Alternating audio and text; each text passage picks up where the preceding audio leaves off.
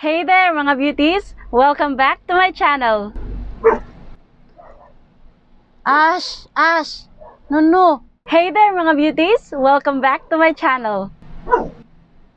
Ash! Hey there mga beauties! Welcome back to my channel! Ash! Ay, naku, yung aso ko gustong mag-intro din. Oh my goodness! Today, I'm super excited dahil susubukan natin gayahin ang trendy na cowgirl in Texas makeup look ni Wonyoung from IVE. This is a suggested makeup look nga pala by Prin Ren. Girl, thank you so much. I don't know kung ano ba yung nakita mo nung last video natin at napaka-comment ka na medyo kahawig ko daw si Wonyoung. Like, seryoso girl, kahit isang katiting wala akong makita.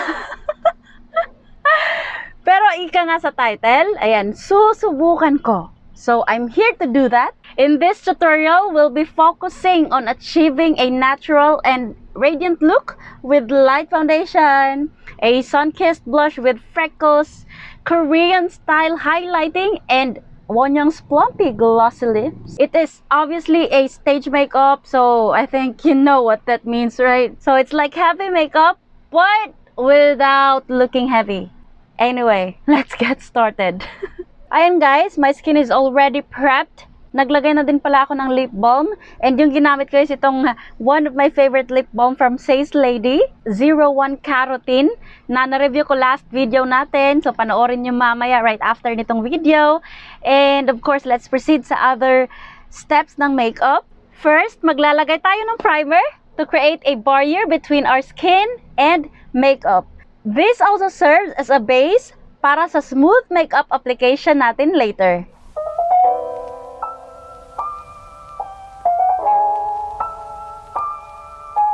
Gagamit lang ako ng another primer guys from the Face Shop, itong 02 Lavender, para i-correct yung pagiging yellowish ng balat natin. Kailangan nating i-even out to para hindi masyadong obvious na golden undertone tayo. So ayan, isama natin yung leeg syempre. Kasi kasali yan sa posing-posing mamaya. Let's start by applying a light coverage foundation, maybe a shade or two, lighter than our skin tone. Always remember this term, less is more, and the secret key to flawless application is blend. If kilala niyo si Wonyoung, you will also know that the main event of her face are the highlights. So maglalagay lang ako ng concealer dito sa aking noo, connecting to my nose bridge, in an hourglass or arrow shape, pointing up and pointing down. Maglalagay lang tayo dito sa side ng ating ilong and around our lips. Don't forget sa tip ng ating ilong. Like that. I-blend ito ng maayos para sa isang magandang resulta. Medyo may kaitiman talaga yung buhok ng kilay natin. So, yeah, I did put some concealer. Konti lang naman, guys. Para ma-diffuse lang talaga yung pagiging black ng hibla ng buhok ng ating kilay. That's it. This is it, pansit. This is it, pansit.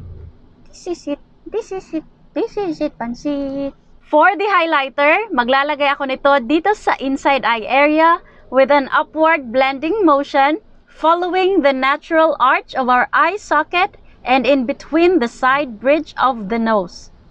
Anyways, we won't be putting any liquid highlighter dito sa ating cheekbone or dito sa temple ng ating cheeks, okay? Dahil if we do that, lalaki yung appearance ng mukha natin. Now, what I'm going to do, instead dito sa cheekbone or dito sa temple ng ating cheekbone, I will put the highlighter only on the apples of our cheeks. Guys, pansin ko, nung nag-apply ako ng liquid glow highlighter, may mga area, actually, sobrang ganda niya sa camera, pero in person, may mga area na na-move niya yung base natin. So, don't worry, okay? Kasi, since this is a liquid glow highlighter, pwede pa natin tong sapawan ng another product. So, what I'm going to do, para ma-retouch ito, or para ma-recover natin yung base natin, mag-a-apply ulit ako nitong cushion. I-fix natin. Ayan, tabunan natin yung liquid glow highlighter.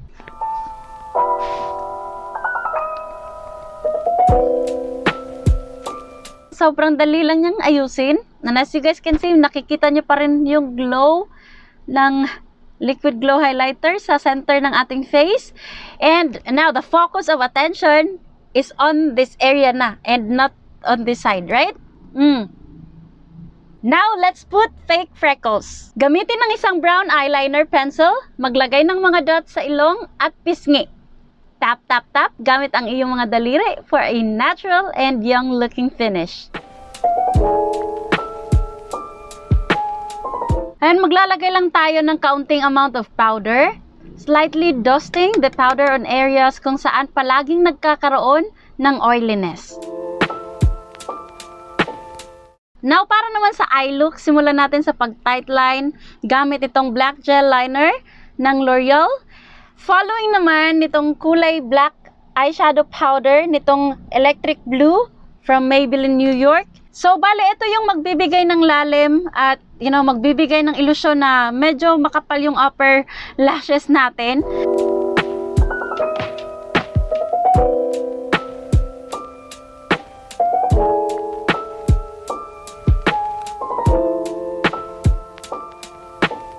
Bago pa natin maruin yung eye look natin completely, maglalagay lang muna ako ng contact lens kasi nakalimutan ko to earlier. Monica Gray.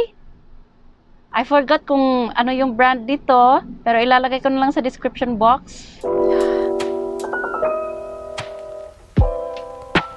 Moving on sa ating eye look, maglalagay ako nitong creamy shade as our base color. Ayan, iset lang natin itong eye look natin with the shade. I-apply natin to all over our eyelids. Next, maglalagay tayo nitong darker brown shade. Starting dito sa base ng ating eyelashes, slightly blending upward, papunta dito sa ating crease line.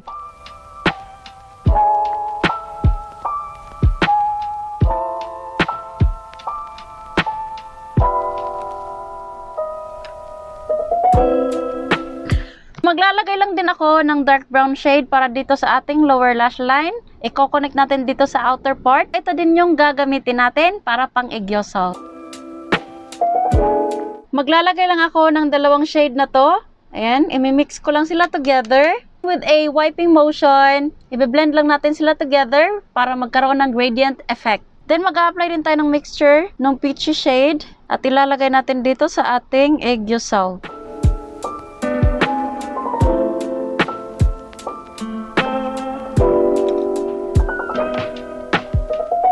Trust the process kasi mamaya lilinisin pa natin yan, okay? Pero bago tayo maglagay ng any shimmery shades, ayan, maglalagay muna tayo ng wing eyeliner sa ibabaw. And to do this, kukuha ulit tayo ng black eyeshadow pigment. Slightly extend the wing eyeliner outward to create a wing. Sasapawan natin yan ng black eyeliner later. Uunahin lang muna natin itong pigment para if magkamali tayo, at hindi magpantay yung wing natin, madali lang natin siyang mabura at makagawa ulit ng panibagong wing. Thought of your body again, alive. It was later, it was final.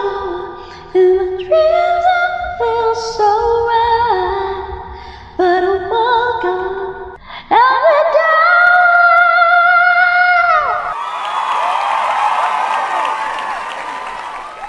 Sasapawan natin yung nilagay natin na dark brown shade dyan with this.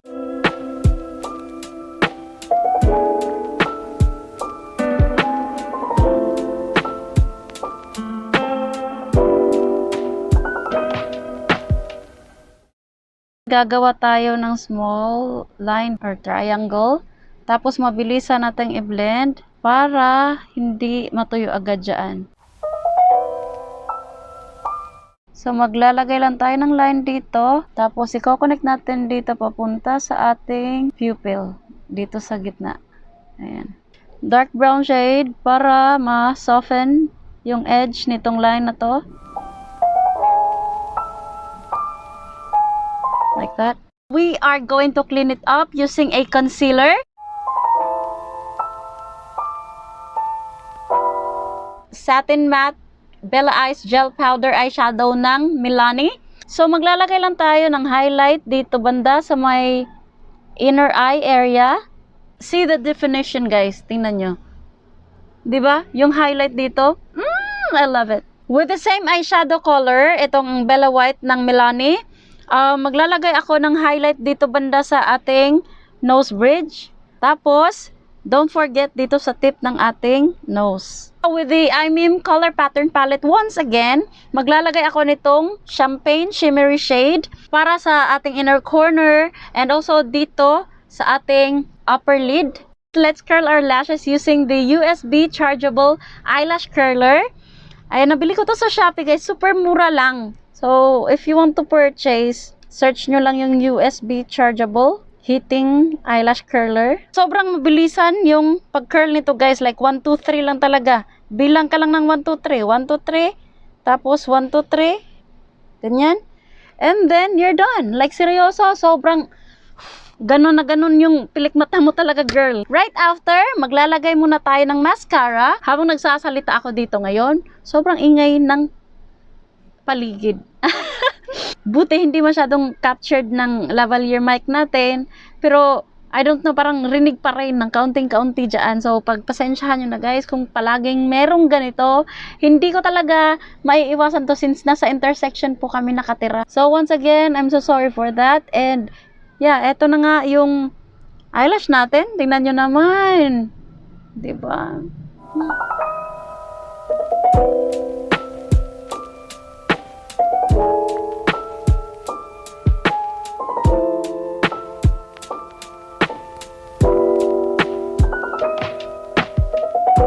In fairness sa kilay ni Wonya, ba't ang layo? Ba't ang layo ng distansya dito? Yung sa akin sobrang lapit eh, pag ganun eh. Yung sa kanya pag ganun. Color Studio na pressed powder eyeshadow ng Beauty Glazed. And ilalagay natin itong light brown shade sa ibabaw. Or medium shade na brown pala. Ganyan. So, excuse me po.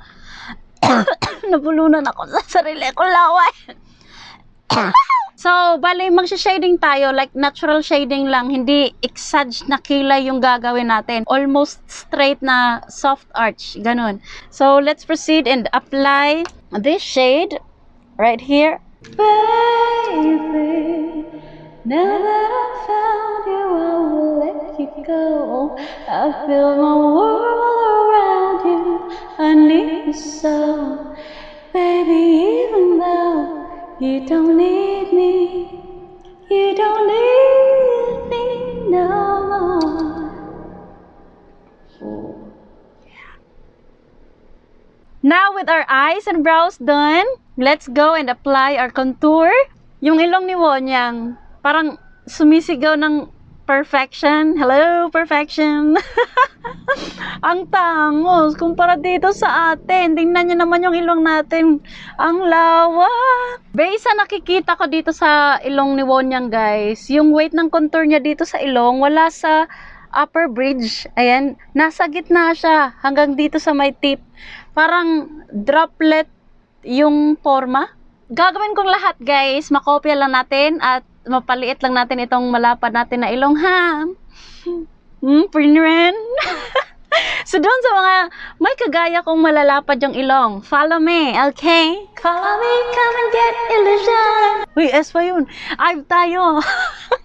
Para sa nose contour, ito yung gagamitin ko, itong ink V shading ng Piripera. This one is in a shade 02 Cacao Brown. Yung uunahin natin sa pag-apply guys is itong nasa gitna. Sa pag-create naman ng shadow, itong darker shade.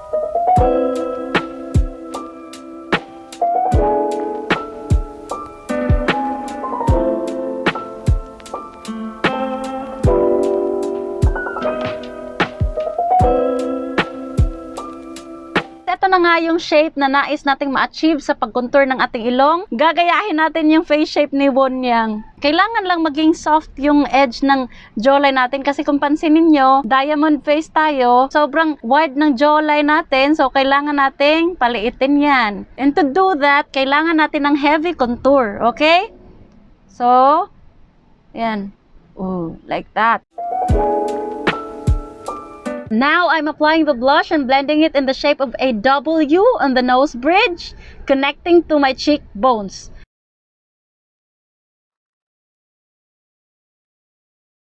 Maglalagay din ako nitong blush sa aking chin at forehead.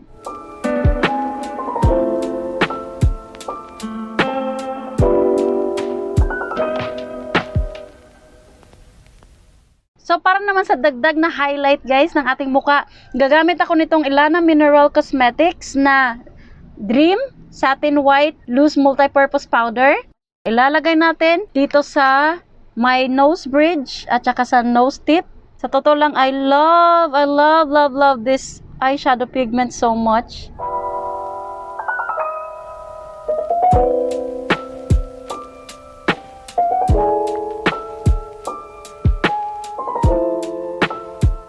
Kukuha tayo at mag-a-apply tayo ng nude lip color at i-blend using a lip brush to smoothen the outline.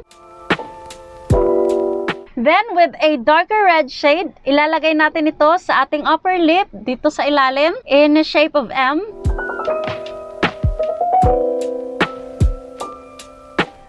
Like that. Dito naman sa lower lip, guys, maglalagay tayo ng parang less than, greater than, ganun.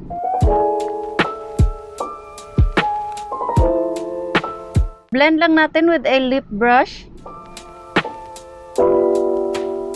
Matte in Detail D4 Sabrina para talaga ma-contour yung lips natin, guys, just like Wonyang. Mag-a-apply lang tayo ng lip gloss and setting spray. Then, voila!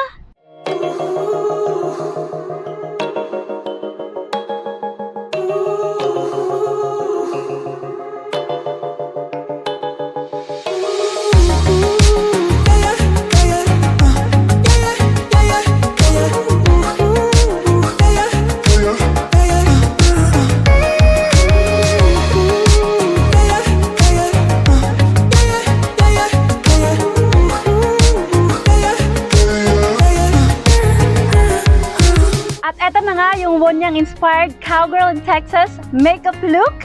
Sana nag-enjoy kayo sa tutorial na to. Once again, Prinren, thank you so much for suggesting this makeup look. Tandaan, makeup is all about expressing yourself and embracing your unique style. So don't be too harsh on yourself, okay? Just enjoy and have fun. That's it for today. Please like and share this video, and don't forget to subscribe to my channel for more. If you also want to see your name on our shoutouts, and if you want more tutorials like this, then please just comment down below and let me know, okay? Thanks for watching, and I'll see you guys next time. Bye! 안녕!